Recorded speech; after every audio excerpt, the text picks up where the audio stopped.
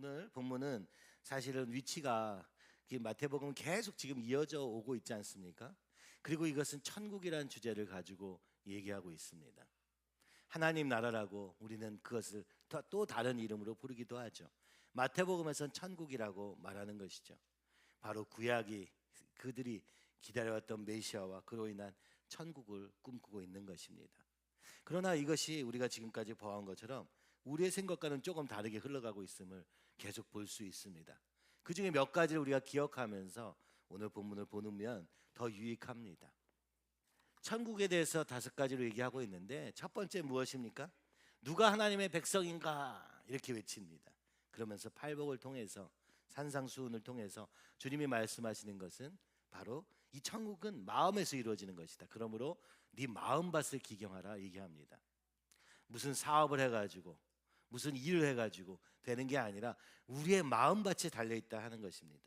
우리 마음속에 천국이 이루어지기 시작하여서 그게 드러나게 되는 것이다. 그러므로 네 마음을 바꿔라. 그러니까 더 어려운 거죠, 그죠? 뭐 이렇게 하면 되나? 저렇게 하면 되나? 그죠? 교회 나오면 되나? 그 정도가 아니라 마음에서 이루어지는 천국에 대해서 얘기합니다. 누가 하나님의 백성인지는 그의 마음을 보면 알 수 있다. 근데 마음은 보이지 않잖아요, 그죠? 그래서 우리가 모르는 겁니다. 누가 천국 백성이고 누가 아닌지 말이죠. 그리고 나서 이 천국은 전파하라 명령하십니다. 예수님의 권능을 우리에게 주시면서 네가 가서 전해라 라고 얘기하는 것이 바로 10장에 있었던 이 제자들을 보내실 때 일이었어요. 아니, 주님은 하셨어요. 주님은 그제 가르치고 치유하시고 귀신을 쫓아내는 능력이 있었습니다. 그러나 우리는 없는 줄 알았더니 제자들에게 너희가 나가서 둘씩 짝을 져가지고 나가서 전해라. 이 천국이 왔음을 너희가 전해야 된다. 어떻게 전파할 것인가에 대한 내용이었습니다. 그리고 세 번째 가면은 이 나라는 실제로 어떠한 모습인가, 도대체 천국은 어떨까요? 라고 하는데 이게 마음속에서 이루어지죠. 뭐 어떤 기업을 세우는 것과는 다르기 때문에 도대체 상상을 할 수가 없는 것입니다. 그래서 천국을 비유로 말씀하세요. 근데 여기서 가장 큰 핵심은 뭐냐? 천국은 숨겨져 있다라는 겁니다. 그러니까 우리가 눈을 딱 보기에 이게 천국이다 아니다를 모른다는 거예요. 숨겨져 있으나 그러나 어떻습니까? 침투하여. 그러니까 이 세상이 끊임없이 막 이게 아니다, 천국은 없다 막 이러는데, 그래서 작은 겨자씨와 같이 우리 마음속에 작은 씨앗이 뿌려졌을 뿐인데 이게 어느 날 보니까, 시간을 지나고 보니까 누구보다 큰 겨자나무가 된다는 거예요.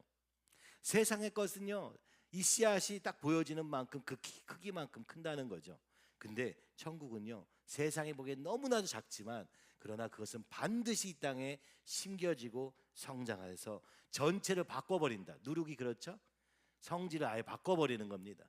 작은 것이 들어왔는데, 그죠? 우리 삶의 이 작은 부분으로 들어온 이 복음에 대한 감격과 예수님의 사랑에 대한 감격이, 내가 죄인됨의 고백과 이 죄는 오직 예수님을 말미암아 변할 수 있다는 그 확신이 우리의 삶의 전부를 바꾼다고요. 뭐 성격만 아니라 삶의 방식을 다 바꾼다는 말입니다. 내 성격이 변하냐? 내가 일을 바꿔야 되냐? 행동을 바꿔야 되냐? 모습을 바꿔야 되냐? 이런 얘기가 아니라 이 복음이 우리 안에 침투해서 실제로 들어온 사람에게는 모든 부분을 다 바꿀 만한 능력이 있다고 말하는 것입니다. 그러니까 천국은 숨겨져 있으나 반드시 성장하게 하신다. 누가요? 하나님이 그 말씀을 통하여 말씀을 받는 자들에게 이루신다고 말합니다. 그러니까 천국은 보여지는 것처럼 확 자라는 건 아니지만 반드시 커진다. 여러분, 우리는 지난 30년 동안 이걸 본 것 같아요. 뭐 대단한 일을 했습니까? 여러분이 더 대단하셨죠? 대단한 일을 세상 가운데 했죠? 지금은 어떻습니까? 여전히 대단합니까? 사실은 보면요, 교회는요, 참 뭘 하는 건지 왜 이렇게 하는 건지, 그런데 신기하게도 2000년의 역사를 살아남은 거예요. 이상하지 않습니까? 막 세상을 면밀히 분석하고 대책을 세워가지고 만든 게 아니고요, 오늘 이 모습 이대로 살았는데 어떻게 살아남을 수 있는 건가요? 그렇죠? 세상은 2000년 동안 변해왔는데 오늘은 어떻게 우리는 이 믿음을, 형태는 달라졌을지 몰라도 유지할 수 있을까요? 비밀입니다. 얘기하는 것이죠.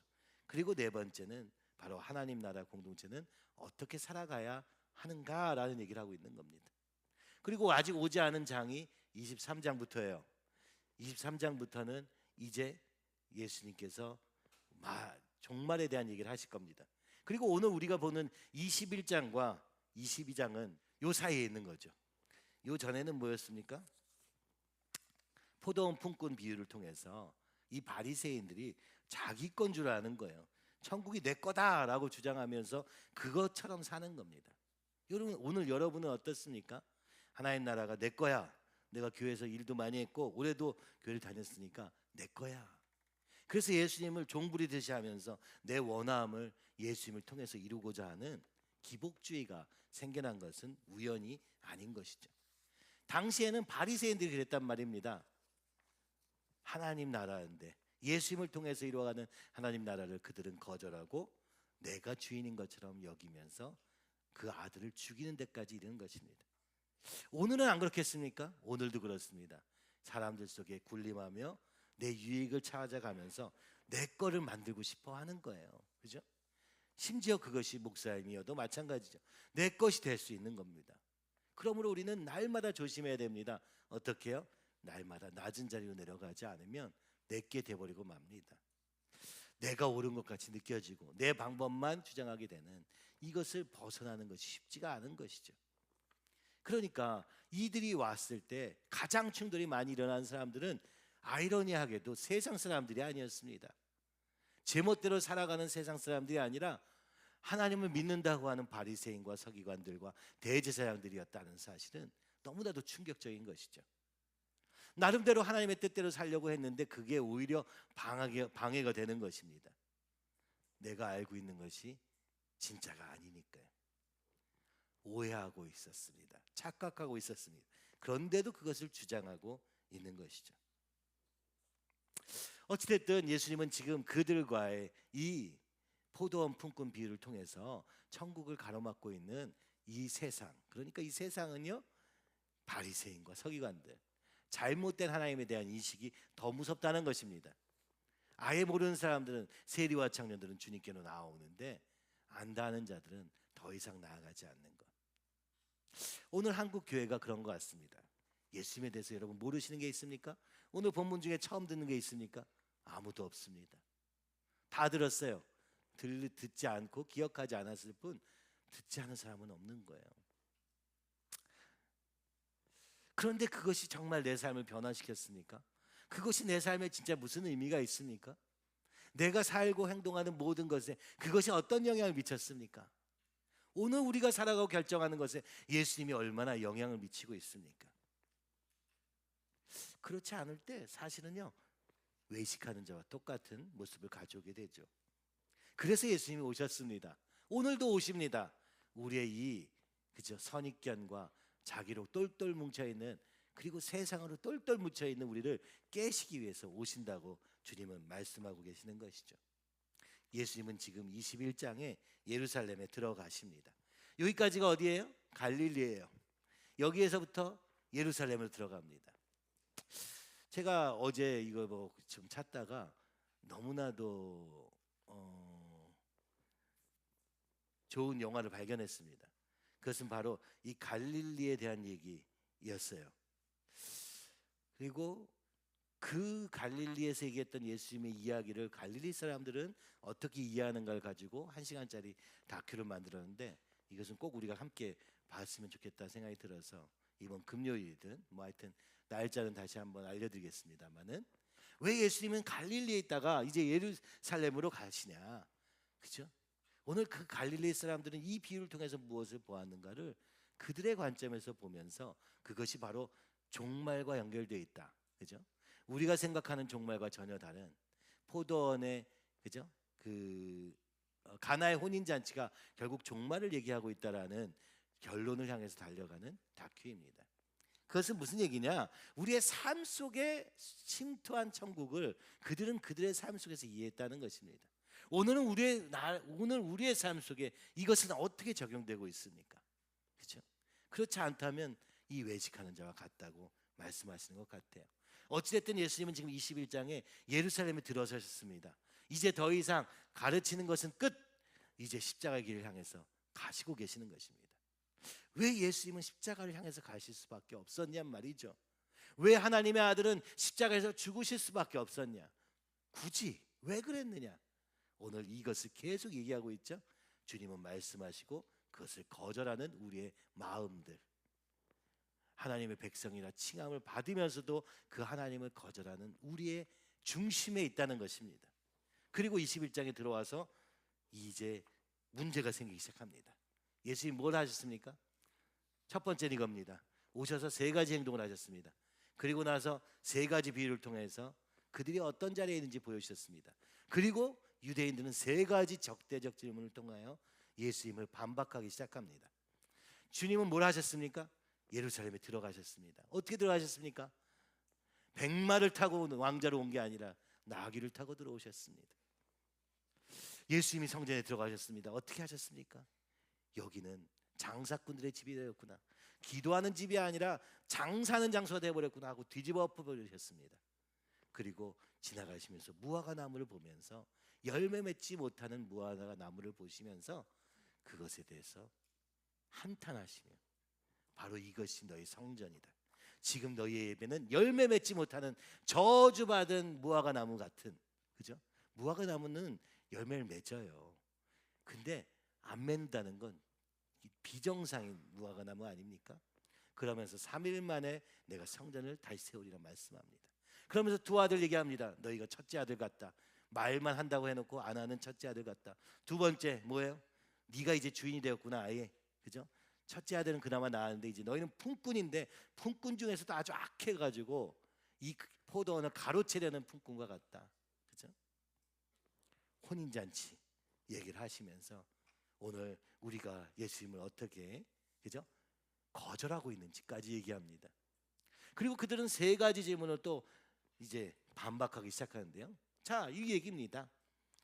나귀 타고 오신 예수님, 호산나 다윗의 자손이여 외칩니다. 근데 그분이 우리의 예상과는 달리, 아니 나귀를 타고 오시네요.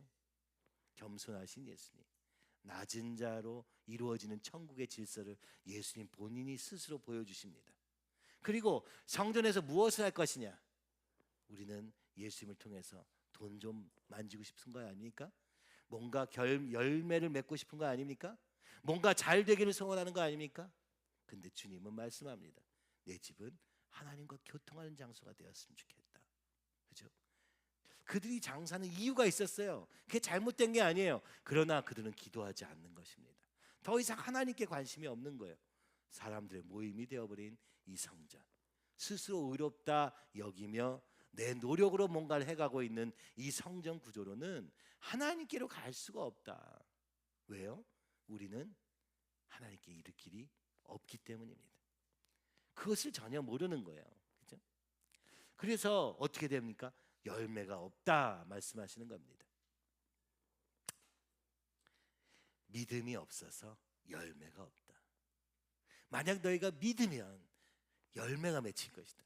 오늘도 주님이 말씀하는 거예요. 여러분, 교회 다녔는데 이거 아무것도 안 되네. 믿었지만 아무것도 안 되네.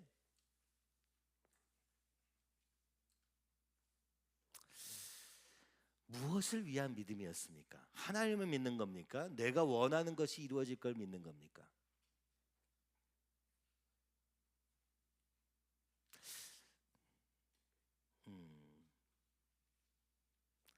참으로 여러 가지 할 말이 있지만 빨리 넘어갔죠. 자, 행동을 이렇게 얘기하시고 행동하시고 나서, 그죠? 첫째 아들 비유를 통해서 회개만이 살 길이다. 그죠? 포도원 품꾼 비유를 통해서 부르심의 자리에 서라. 어디 멍뚱한 데가 있지 말고, 그죠? 부르심의 자리에 서라. 그것이 어디냐? 혼인잔치를 통해서 예복을 준비하라. 그리스도를 옷 입어라. 이렇게 말씀하십니다. 왜냐? 자기 밭하고 자기 사업에 바빠가지고 예수님을 쳐다보지도 않아요. 그죠? 준비하지도 않아요. 심지어 그들은 혼인잔치에 왔거든요. 그죠? 혼인잔치를 거절한 자들은 사업 때문에 밭 때문에 그랬고, 그냥 아무나 들어와라 해서 들어온 우리는 어떻게 해요? 들어와서는 딴짓하는 겁니다. 그죠? 그래서 쫓겨나게 되는 것이죠. 주님이 우리에게 혼인잔치를 주셨다는 거예요. 우리에게 가장 좋은 걸 주시기 원하신다는 거예요. 근데 그걸 누리지 못하면서 열매 맺지 못하는 삶을 가는 것을 너무나 안타까워하시면서 얘기하신 거예요. 이건 그러면 유대인들을 향해서 너희 왜 이래? 라고 했던 이유는 뭡니까? 그들이 돌이키도록 다시 주님을 볼 수 있도록 하기 위해서 얘기하신 거예요. 그것도 3번이나 얘기하신 거예요. 여러분 어차피 안 들을 거 알잖아요. 근데 왜 3번이나 얘기합니까? 이게 사랑입니다. 그렇죠? 우리 자녀를 향해서 안 들을 거 알아도 3번씩 얘기하는 이유가 뭡니까? 사랑이기 때문이에요. 그렇죠? 근데 그럼 어떻게 해요? 더 화가 나, 더 기분 나빠. 그죠? 그래도 해야 됩니다.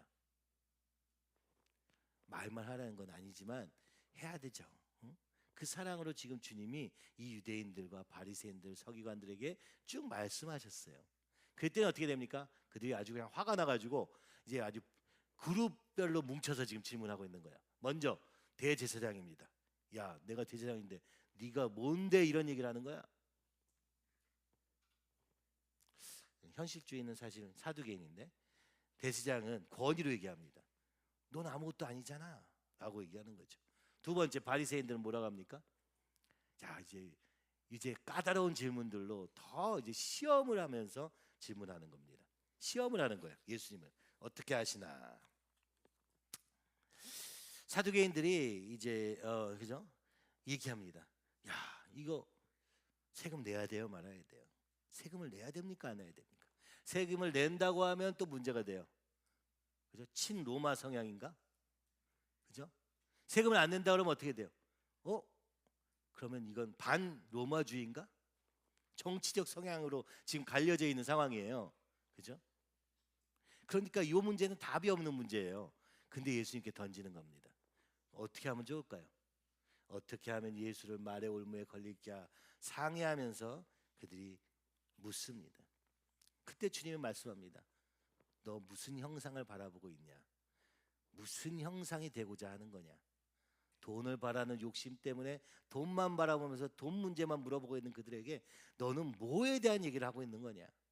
하나님의 형상을 어떻게 회복할 것이냐에 관심 없고 이거 돈 어떻게 할까요? 관심이 아예 다른 겁니다. 그죠? 그래서 세상 일은 세상이 놔두고, 그죠? 너희는 하나님의 형상을 회복해야 되지 않겠냐 묻습니다. 사두개인들은 현실주의자들입니다.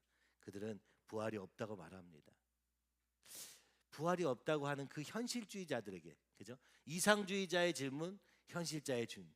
야, 이게 어떻게 되는 거냐면 바리새인들이 이런 거예요. 이제 예수님이 오셨으니까 왕이 되셔가지고 로마는 사라지고 우리가 왕이 돼가지고 이 나라를 다스리자라는 정치적인 지도자를 기다리고 있었던 겁니다. 그죠? 그게 가능합니까? 로마 치하에서 불가능하거든요. 완전 세계를 패권을 잡은 나라인데 어떻게 갑자기 그게 가능합니까? 근데 그들은 그런 꿈을 꿨어요. 사두개인들은 어때요? 야, 어차피 안 돼. 안 되니까 우리가 현실적으로 바라보자 하다 보니까 어떻게 돼요? 영적 진실, 부활에 대해서 성경이 구약에서 얘기하고 있음에도 그것은 없어. 복잡하거든. 그래서 그들의 질문이 뭡니까? 부활이 있다 치자. 그러면 어떻게 되는 거예요? 그죠? 이런 경우는 어떻게 되는 거예요? 하는 아주 복잡한 경우를 들여다가 예수님은 곤란하게 합니다. 근데 주님이 얘기하십니다. 사두개인들에게 너희가 현실만 보고 있다. 그 이상은 볼 수 없다. 오늘 우리는요, 이 이상주의와 현실주의 사이에 있습니다. 현실주의자들은 말해요. 영적인 게 어디 있냐고. 그냥 오늘이 중요한 거 아니에요? 먹고 살면 되는 거 아니에요? 여러분, 그들은 영적 현실을 절대 알 수가 없습니다. 그럼 이상주의가 옳은 겁니까? 자, 이랬으면 좋겠다. 그리고 아무것도 안 해. 그죠? 기도만 하면 되는 겁니까? 기도하는 마음으로 살아야 되는 건데, 그죠? 오늘 우리는 이 둘 중에 하나가 정답이라고 생각해요. 근데 주님은 말합니다. 둘 다 틀렸다. 믿음으로 살아야 된다. 그죠? 믿음의 눈을 열어서 봐야 된다. 주님과 함께 살아야 된다. 라고 얘기하고 있는 겁니다. 주님은 놀랍게도 이 장면들을 뛰어 넘어가십니다. 절대 여기서 한 부대 분명히 고린다. 그죠? 여기서 세금 내라 했다가는 친로마주의로 몰려서 저 인간은 저거 완전히 로마 편이야 하면서 갈리기 뻔했어요. 사실은 이들이 맨날 둘이 싸우는 대상이었거든요. 바리새인과 사두개인들이 서로 다른 견해로 모든 사안에서 부딪히는 자들이었거든요. 근데 이제 주님을 놓고 이쪽으로 한번 저쪽으로 한번 치기 시작하는 겁니다. 이건 무슨 얘기예요? 난 못 믿는다 이런 얘기입니다. 그렇죠? 이건 자기도 모르는 질문을 우리는 계속 주님께도 하는 거예요. 답이 없는 질문이죠, 사실은. 근데 주님은 거기서 눈을 들어서 하나님의 관점으로, 창조하신 주님의 관점으로 다시 봐라. 이렇게 해서 다 피해 나가니까 이들이요 너무 화가 나는 겁니다. 사실은요 사두개인들은 언제 화났어요? 이거 성전 뒤집어 엎을 때 화가 났습니다. 우리는요 여기서 화나서 저기다 풉니다. 자기가 원하는 생각이라고 말하지만 생각이 아니라 그죠? 기분 나쁨인 거예요. 대지상의 권위가 잃어버릴까, 사두개인의 자기 의가 무너질까 해서 주님을 받을 수 없었습니다. 그때 오늘 주님이 이 말씀이 바로 여기에 있는 건데요. 이제 여기에 율법사가 등장합니다. 율법사는 성경에 나오지 않는 특별한 율법에 대한 박사 뭐 이 정도인데 이게 어디에도 없는 존재. 이게 누군지를 모르겠습니다. 그가 와서 묻습니다. 뭐라고 묻습니까? 선생님이요 율법 중에서 어느 계명이 크니까? 그러면 이제 궁극적으로 이게 진짜 제대로 된 질문을 하는 겁니다. 당신이 다 안다고 하는데 이 율법 중에 뭐가 제일 중요한 질문 겁니까? 라고 묻습니다. 이제 율법으로 또 시험하는 것이죠. 그 당시에 율법은 어떻게 되어 있습니까? 613개의 율법으로 이루어져 있었습니다. 그 중에 248개는 해라 하는 거고 365개는 하지 말라 라는 겁니다. 여기서 보면 아시겠지만 우리 인간은요 하지 말라가 좀 더 필요한 편이에요. 그죠? 왜냐하면 우리는 끊임없이 하지 말라는 걸 더 하는 습관을 가지고 있고 꼭 넘어가서 그죠? 선을 향해서 가기보다는 잘못된 걸 향해서 가기 때문에 그런 겁니다. 오늘 우리의 죄성을 보여주고 있는 장면이에요. 그게 합쳐서 613개예요. 613개에서 가장 중요한 게 뭐냐라고 묻습니다.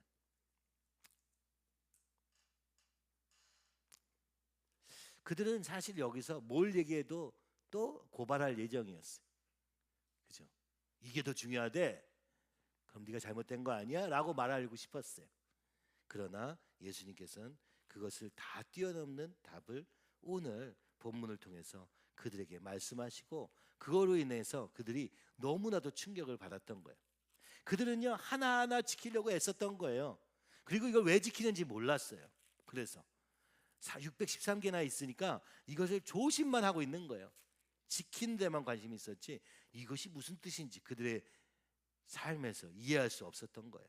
근데 주님이 오늘 하시는 말씀을 인해 가지고 그들이 너무나 놀라게 됩니다.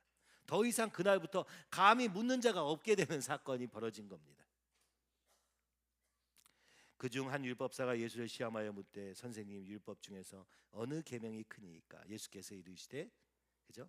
내 마음을 다하고 목숨을 다하여 주 너의 하나님을 사랑하라 하셨으니 이것이 크고 첫째 되는 계명이요 둘째도 그와 같으니 내 이웃을 내 자신같이 사랑하라 하셨으니 이 두 계명이 온 율법과 선지자의 강령이니라.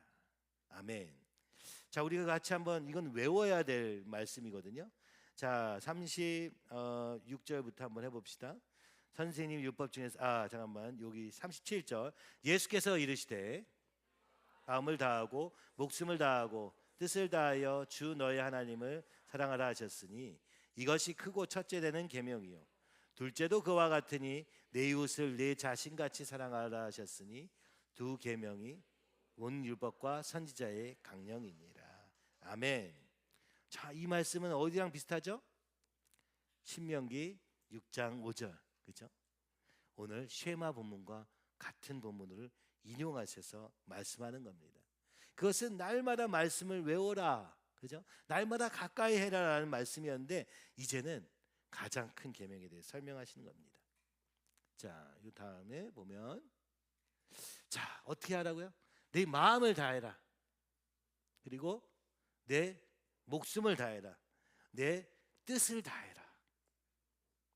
카르디아는 심장을 얘기합니다. 내 마음의 중심부,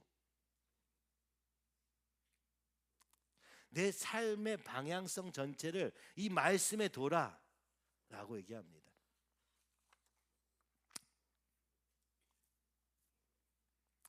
심령이 가난한 자는 복이 있나니, 내 마음의 가난한 마음으로 하나님을 향해서 그분께 우리의 중심을 드리는 것을 얘기하는 것이죠.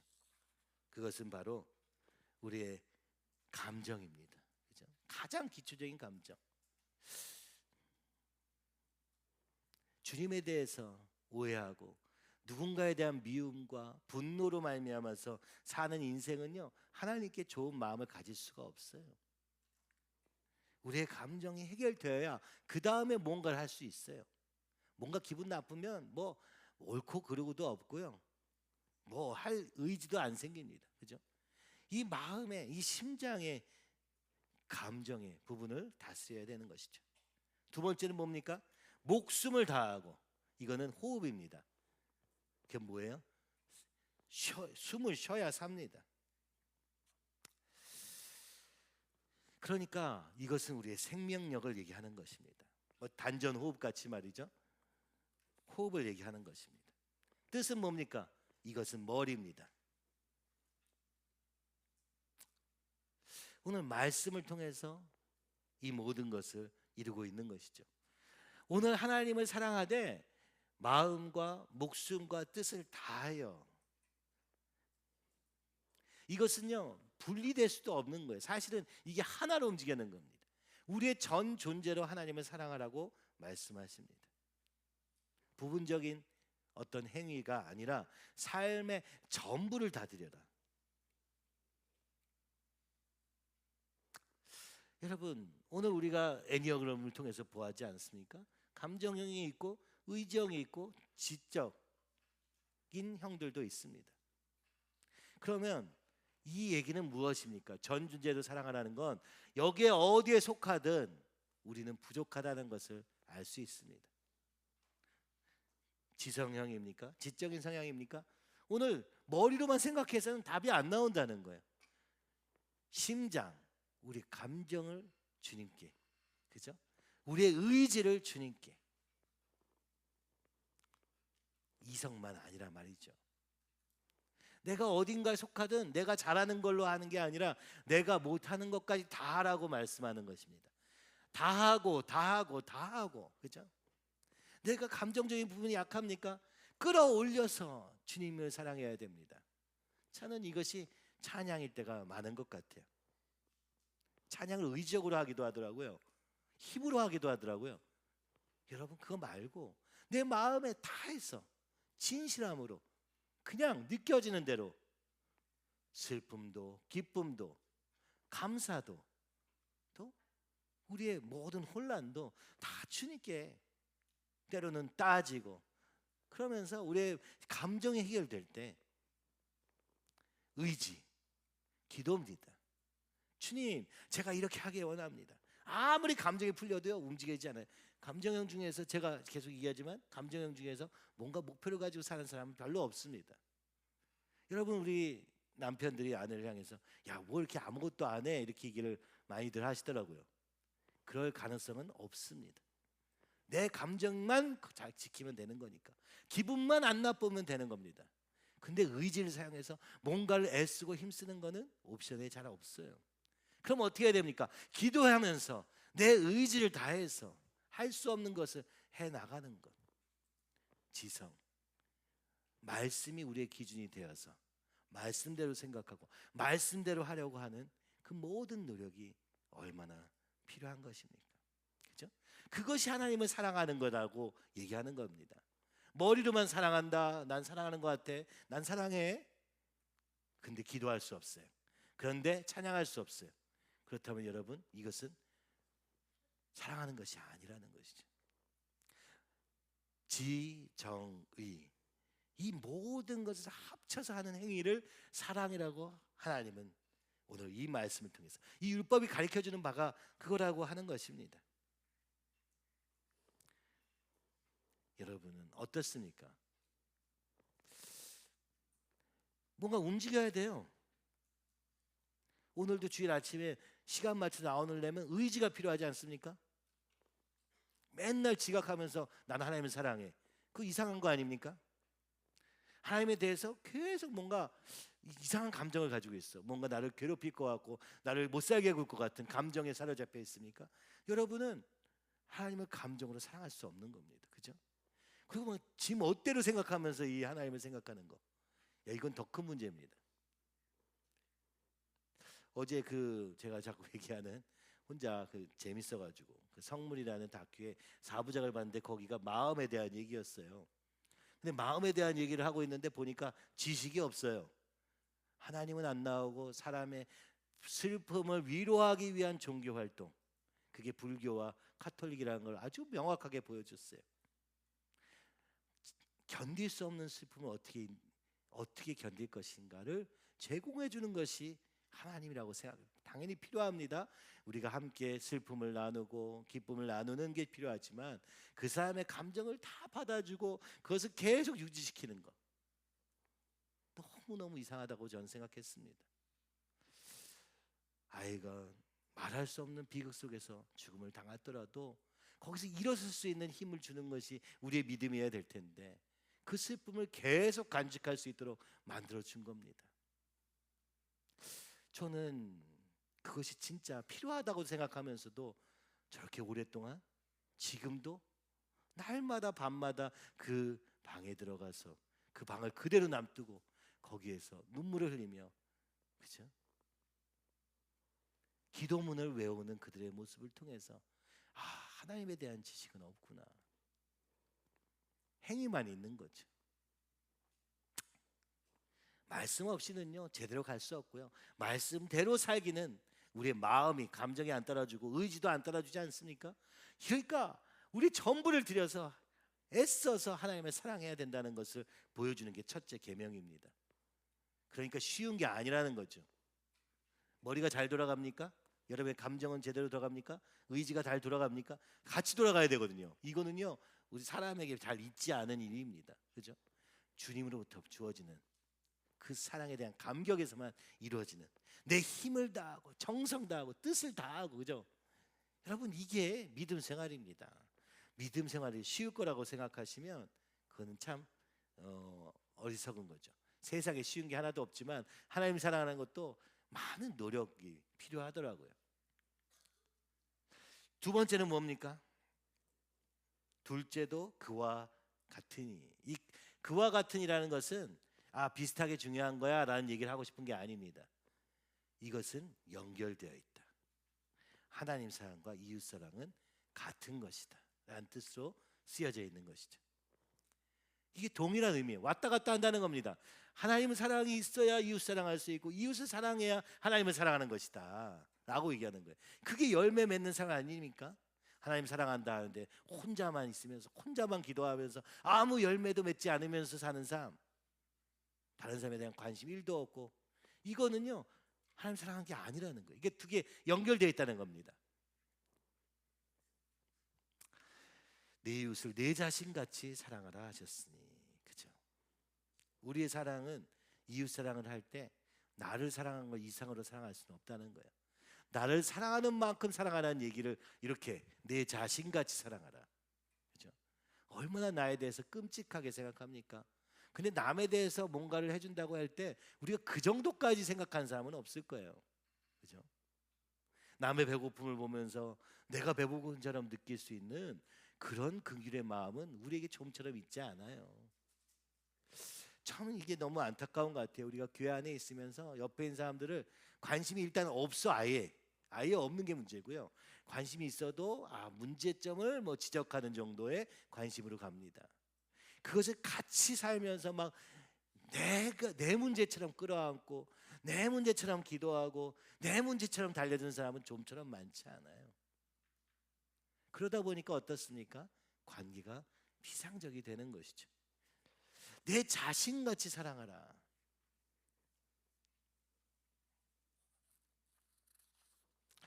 참 이게 쉽지 않은 일이지만 주님이 명령하신 것입니다. 이것이 율법의 내용의 전부다. 이것이 고아와 과부를 도우라고, 그죠?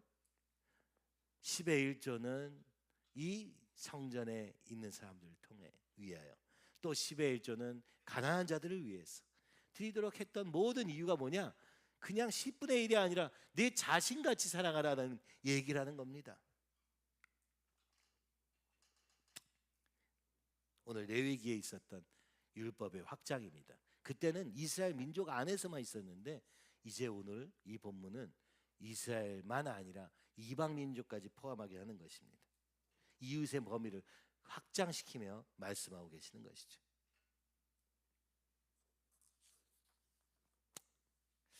우리는 이 사건을 통해서 오병이어에 있었던 그 주님의 불쌍히 여기심을 보게 됩니다. 긍휼의 차원 얘기죠.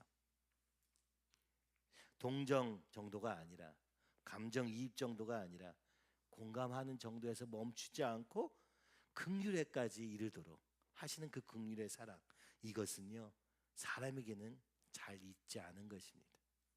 오늘 주님만이 이렇게까지 우리를 긍휼히 여기시고 돕고 계시는 것이죠. 다시 돌아오면 잠깐만요. 자, 근데 그러면서 이렇게 말씀합니다. 이 두 계명이 온 율법과 선지자의 강령이니라, 이렇게 되어 있는데 영어로 보면은 이게 행이라는 말이 들어 있습니다. 크레마니 나이, 그죠? 매달려 있다라는 단어를 쓰고 있어요. 영어 성경에 보면 행이라는 말이 나오게 됩니다. 그럼 무슨 얘기냐? 613개의 계명이 어디에 걸려 있냐? 이 두 개에 걸려 있다라고 얘기하는 겁니다. 못 박혀 있다라고 얘기하는 것입니다. 못으로 딱 박아놨어요. 계명들이 줄줄이 달려 있어요. 이 중에서 이 못을 빼버리면 어떻게 됩니까? 613개는 무효가 된다는 얘기를 하고 있는 겁니다. 그 두 계명이 뭐냐? 하나님 사랑과 이웃 사랑. 너희 안에 사랑이 있지 않으면 모든 613개는 다 무효가 된다. 그죠? 그 얘기를 지금 하고 계시는 것이죠. 그러니까 하나님의 말씀의 실체는 무엇이냐? 사랑 그 자체였다라고 말하는 것이죠. 지금 율법사들이 와서 예수님을 시험하기 위해서 어느 율법이 큽니까? 어떻게 대답해도 논쟁이 생길 수밖에 없는 것에 주님은 가장 핵심적인 두 개, 이 두 개를 빼면 나머지는 다 무효야. 그죠? 613개 중에 하나를 선택하신 것이 아니라 그것이 가지고 있는 정신을 설명하고 있는 것입니다. 예수님은 마가복음 5장 17절에서 내가 율법이나 선지자를 폐하러 온 줄로 생각하지 말라. 폐하러 온 것이 아니요 완전하게 하려 함이라 말씀하셨습니다. 율법이 어떻게 완전해지느냐? 613개의 율법을 행동으로 지켜가는 게 문제가 아니고 이 율법의 정신, 바로 하나님 사랑과 이웃 사랑을 너희 안에 가지고 있으라고 얘기하는 것이죠. 그러면 이 사랑이 어떻게 연결됩니까?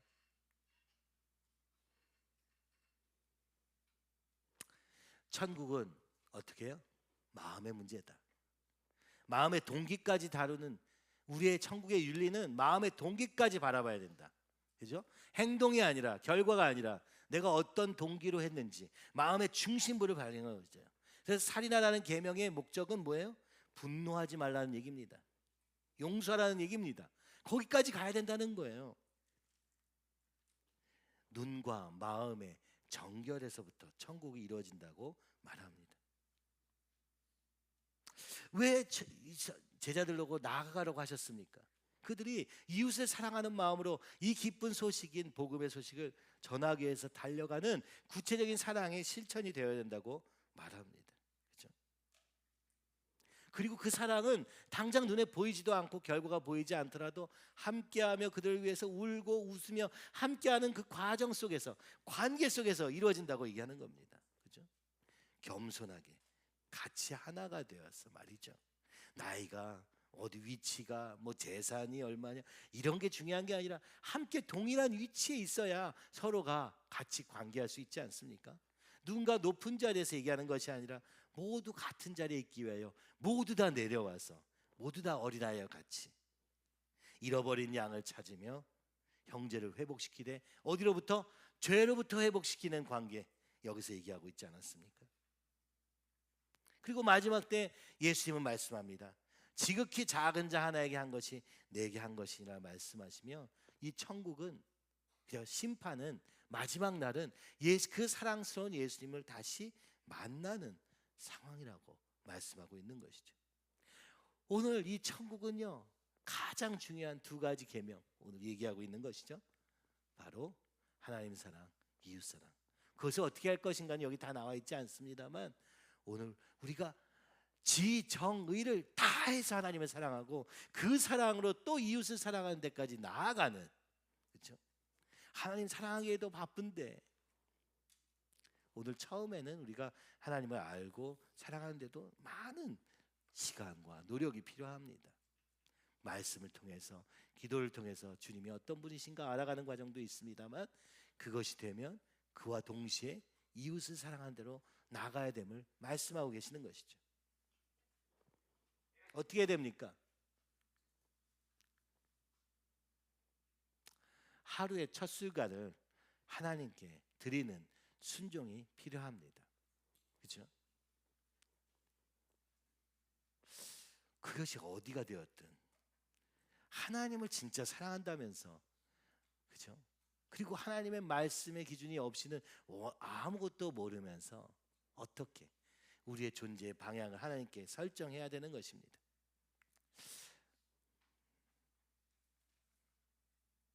여러분은 어떠신지 모르겠어요. 아침에 일어나면 뭘 먼저 보십니까? 뉴스? 우리 아이들은 축구, 그죠? 신문을 봐도 거기부터 보니까, 여러분, 말씀으로부터 시작하는 것이 쉽지는 않죠. 그런데 이것이 우리 몸에 배어 있어야 진짜 하나님의 사랑을 알 수 있게 되는 것입니다. 지금 우리 새벽 기도를 통해서 이렇게 같이 나와서 함께 하면서 너무 감사한 거는, 그죠? 우리가 함께 식사도, 아까도 식사 얘기도 했었는데, 식사 왜 같이 합니까? 성경에 써 있기 때문입니다. 함께 떡을 떼며, 그렇죠? 우리의 모든 그거는 사실 말씀 속에 있어요. 이렇게 하니까 좋더라라는 게 아닙니다. 말씀에 근거하여 오늘 우리는 움직이는 삶을 살고 있는 거예요.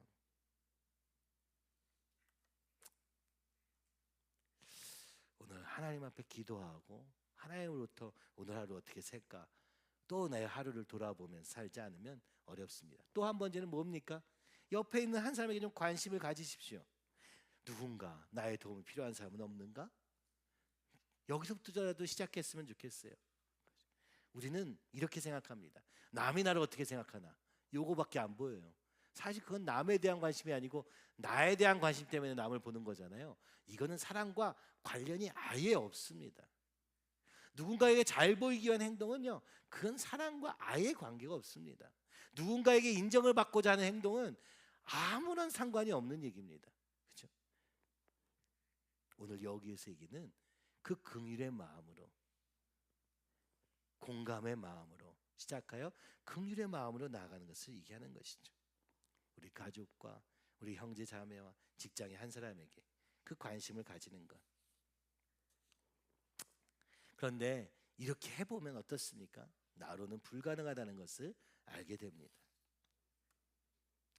오직 예수님의 십자가 사건을 통해서만 알게 되는 것이죠.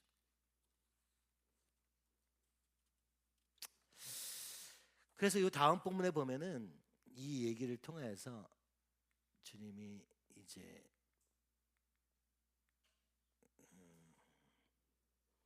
이 다음 본문에, 요 바로 다음 본문에 다윗의 얘기를 하면서 주다라는 말이 나옵니다. 여러분, 오늘 이 천국이 어떻게 이루어지는가 계속 보고 있지만, 오늘 여기서는 통해서 예루살렘에서의 이 바리새인과 서기관들의 논쟁을 통해서 무엇을 얘기하고자 하시느냐? 사랑을 통해서 이루어진다라고 하는 것이죠. 그리고 이 사랑은요, 어떻게 완성되느냐? 계속해서 지금 걸어가시는 걸음 속에 다 있지만은, 요 과정에서 종말에 대한 얘기도 나오지만은, 왜?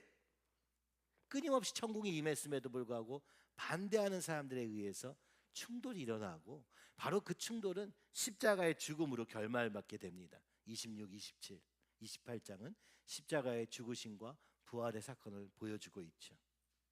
주님은 오셔서 우리에게 천국을 베풀기 위해서 가르치고 치유하시고 놀라운 일들을 하셨습니다. 그러나 이것은 계속된 충돌을 가져옵니다. 세상의 논리와 맞지 않고 눈에 보여지는 것이 아니기 때문에 믿지 않고 거절당합니다. 그럼에도 불구하고 하나님은 그 아들 예수님을 통해서 이 길을 걸어가게 하십니다. 그리고 예수님은 기꺼이 그 길을 걸어가십니다. 여러분, 예수님은 왜 이 십자가의 길을 걸어가실 수 있었을까요? 하나님의 이 뜻을 따라서 수원할 때 억지로 했을까요? 아닙니다. 자원함으로 한 겁니다. 기쁨으로 한 것입니다. 하나님의 뜻을 이루어가는 기쁨 속에서 이 길 걸어가고 있는 겁니다. 그래서 그 과정 중에서 이런 논쟁을 통해서도 또 얘기하시는 거예요. 사랑이 제일 중요하다. 하나님 사랑, 이웃 사랑. 하나님을 너무 사랑해. 그래서 그 하나님의 사랑에 감격하는 반응으로 이웃을 사랑하는 것.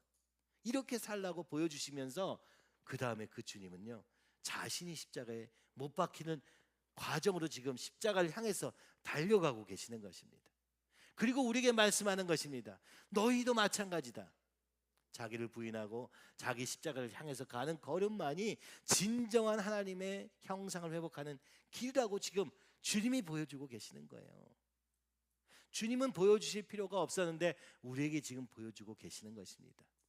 진정한 완전한 인간의 모습은 어떻게 이루어지는 것이냐? 바로 예수님이 이 모습이 전부다. 그렇죠? 억울하셨습니다. 그런데 죽기까지 된 거예요. 왜 누구한테 죽임을 당했습니까? 이 천국을 거부하는 자들에게서 죽임을 당한 거라고요. 오늘도 마찬가지입니다. 주님은 교회를 통해서 일하시기 원하십니다. 성령을 말씀으로 성령으로 일하시기 원하십니다. 거기에 우리는 끊임없이 내 생각과 감정과 의지가 계속 거절합니다. 난 이래서 못하고 이게 뭐 어쩌고 저쩌고 그죠? 지정의를 활용해서 거절하는 것이죠. 바리새인들처럼 서기관들처럼 자연스러운 일이죠. 자연스러운 일인데요. 그게요, 하다 보면, 그죠? 그 일을 당하다 보면, 주님 편에 서서 그 일을 함께 보다 보면은 이게 약간 어이없어지기 시작합니다. 왜냐하면요, 거절하는 정도에서 끝나는 거야. 그럴 수 있잖아요. 근데 왜 십자가에까지 못 박았어야 되느냐 라는 질문은 여전히 남는 거죠. 그리고 왜 주님은 계속 십자가에 못 박힐 수밖에 없는 행동을 하시는 것처럼 보이는 것입니다. 주님이 이렇게 하신 게 아니라 우리 눈에는 다 거슬리는 것입니다. 우리의 마음의 중심을 자꾸 찌르기 때문에, 우리의 어둠을 자꾸 비추시기 때문에 거절이 되는 겁니다. 그래서 그 결과는 예수님을 십자가에 못 박으소서, 못 박으소서, 못 박으소서라고 외칠 수밖에 없었던 것이죠. 여러분, 사랑이 무엇입니까? 사랑이 십자가입니다. 십자가만 사랑입니다. 이거를 이해하는 건 너무 어려운 일이죠.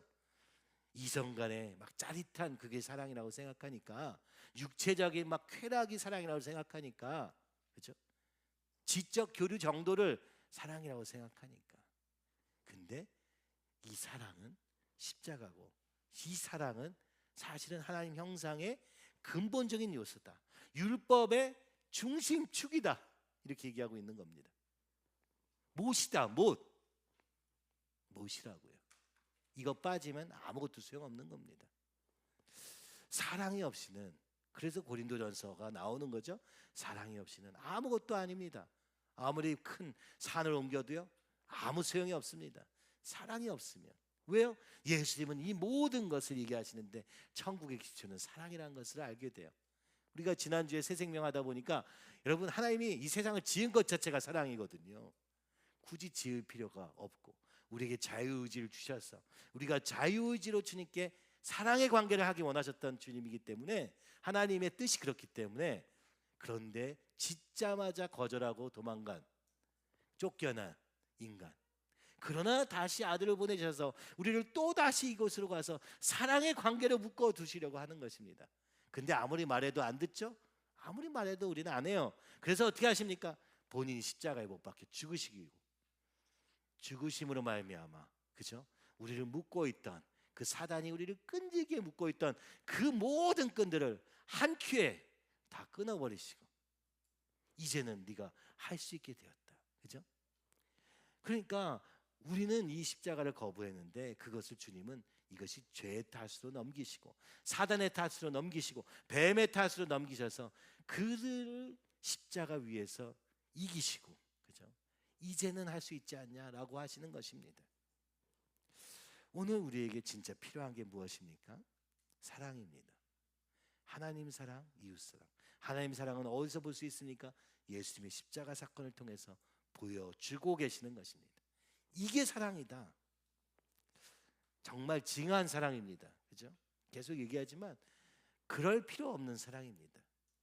오늘 우리는요, 다른 사람을 사랑할 때 그 사람이 자격이 있는가 뭐 여러 것 따지면서 하잖아요. 그죠? 감사가 있는가, 어떻게 행동하나 시험하면서 사랑합니다. 그죠? 내가 이거 해줬을 때 이 사람이 어떻게 얘기하나. 이게 사랑입니까? 우리에겐 사랑이죠. 인간의 사랑은 그렇지만 주님의 사랑은 그게 상관없습니다. 심지어 우리가 그를 십자가에 못 박았는데도 불구하고 사랑하시는 그 사랑으로 오늘 우리를, 그죠? 자격 없고 가능성 없고 전혀 정말 아무 소망이 없는, 그죠? 단 한 가지, 주님 도와주시옵소서, 주님 저는 길이 없습니다 하는 심령한 가난한 자들만 붙잡는 그 천국의 세계로 우리를 지금 부르시고 계시는 것입니다. 교회에서 보니까 진짜 누가 높은 자인가? 겸손한 자입니다. 저도 사실은 그 겸손한 사람들이 볼 때마다 너무너무 참 안 돼 보인다 그럴까요? 아는 척하고 막 그런 사람은요, 막 자기가 교만한지도 모르고, 그죠? 사는데 겸손한 사람은 항상 말씀마다 겸손하게 이것이 나인가, 혹시 내가 그렇지 않은가, 막 이렇게 사는 거예요. 근데 그게 얼마나 큰 능력이 되는지 보게 됩니다. 누가 순종할 수 있습니까? 지혜로운 사람이요? 뭐 사랑이 넘치는 어떤 우리 인간적 사랑의 감정적인 사람이요? 아닙니다. 뭐 나면 할 수 있다 하면 그런 사람이요? 아닙니다. 십자가 사랑을 아는 사람만이 알 수 있는 거예요. 주님이 나를 위해서 여기까지 죽으셨구나라는 걸 아는 사람만이, 그래서 나도 그 주님 때문에 다른 사람을 조금이나마 좀 더 사랑할 수 있게 되고, 좀 더 내가 내 자신을 들여서 할 수 있게 되고, 거기서부터 주님의 일이 시작되는 것입니다. 그죠?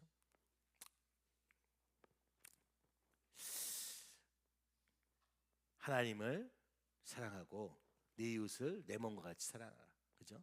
내 마음을 다하고 목숨을 다하고 뜻을 다하여 주 너의 하나님을 사랑하라 하셨으니 이것이 첫째 계명이요 둘째도 그와 같으니 내 이웃을 내 자신과 같이 사랑하라.